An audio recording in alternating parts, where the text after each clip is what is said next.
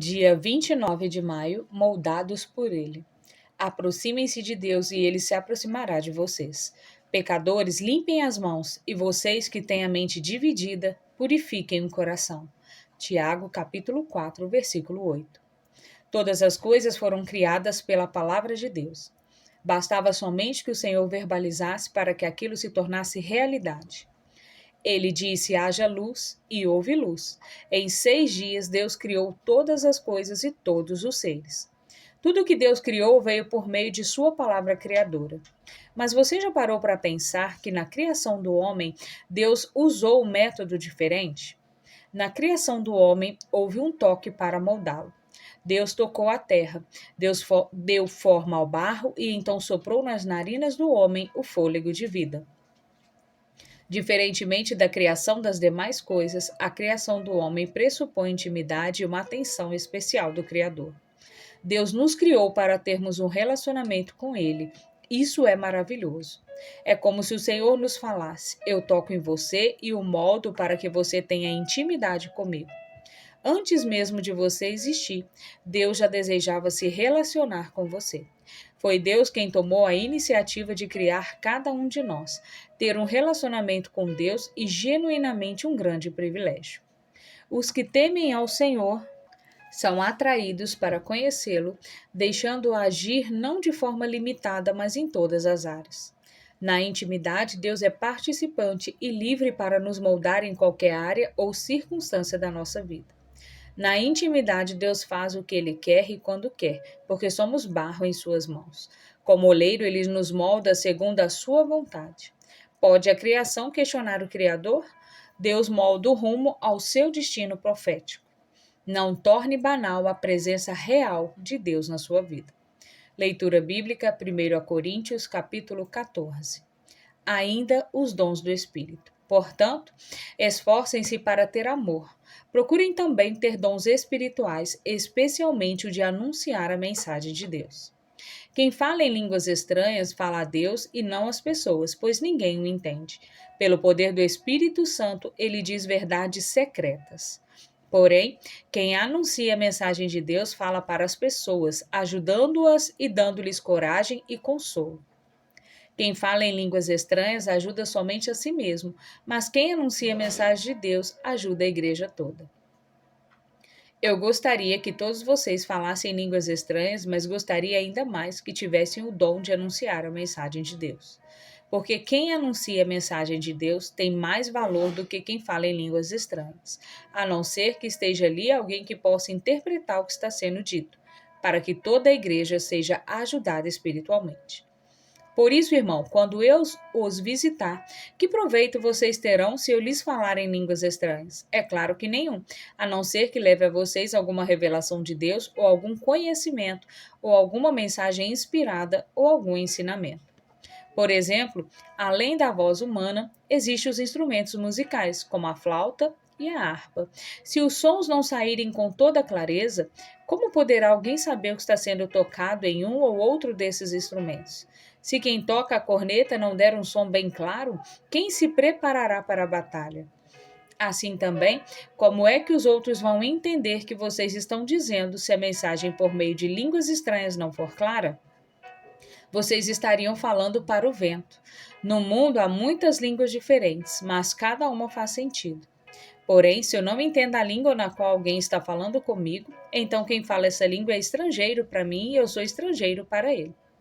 Por isso, já que vocês estão com tanta vontade de ter os dons do Espírito, procure acima de tudo ter os dons que fazem com que a igreja cresça espiritualmente. Portanto, quem fala em línguas estranhas deve orar pedindo a Deus que lhe dê o dom de interpretar o que elas querem dizer. Porque se eu orar em línguas estranhas, o meu espírito de fato estará orando, mas a minha inteligência não tomará parte disso. O que vou fazer então? Vou orar com o meu espírito, mas também vou orar com a minha inteligência. Vou cantar com o meu espírito, mas também vou cantar com a minha inteligência. Se você dá graças a Deus em línguas estranhas, como é que uma pessoa simples que estiver na reunião poderá dizer amém à oração de agradecimento que você fez? Ela não vai conseguir entender nada do que você está dizendo. Mesmo que a sua oração seja muito boa, essa pessoa não receberá nenhuma ajuda. Eu agradeço a Deus porque falo em línguas estranhas muito mais do que vocês. Porém, nas reuniões da igreja, prefiro dizer 5 palavras que possam ser entendidas, para assim ensinar os outros, do que dizer milhares de palavras em línguas estranhas. Irmãos, não pensem como crianças, sejam como crianças para o que é mal, mas sejam adultos no seu modo de pensar. Nas Escrituras Sagradas está escrito: por meio de pessoas que falam em línguas estranhas, eu falarei a este povo, diz o Senhor. Falarei por meio de lábios estrangeiros, mas assim mesmo meu povo não me dará atenção. Portanto, o dom de falar em línguas estranhas é um sinal de Deus para os descrentes e não para os cristãos. Mas o dom de anunciar a mensagem de Deus é um sinal para os cristãos e não para os descrentes. Imaginem que a igreja esteja reunida e todos comecem a falar em línguas estranhas. Se chegarem ali algumas pessoas simples ou descrentes, será que não vão dizer que vocês estão loucos? Mas se todos estiverem anunciando mensagens de Deus, e entrar ali um descrente ou alguém que seja simples, ele vai ouvir o que você está dizendo e se convencer do seu pecado. E ele será julgado pelo que ouvir. Os seus pensamentos secretos serão revelados e ele vai se ajoelhar e adorar a Deus, dizendo: Deus está mesmo no meio de vocês. A ordem na igreja. Portanto, meus irmãos, o que é que deve ser feito?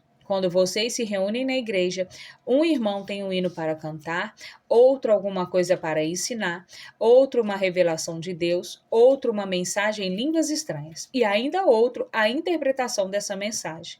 Que tudo seja feito para o crescimento espiritual da igreja. Se algum de vocês falar em línguas estranhas, então que apenas 2 ou 3 falem, um depois do outro, e que alguém interprete o que está sendo dito.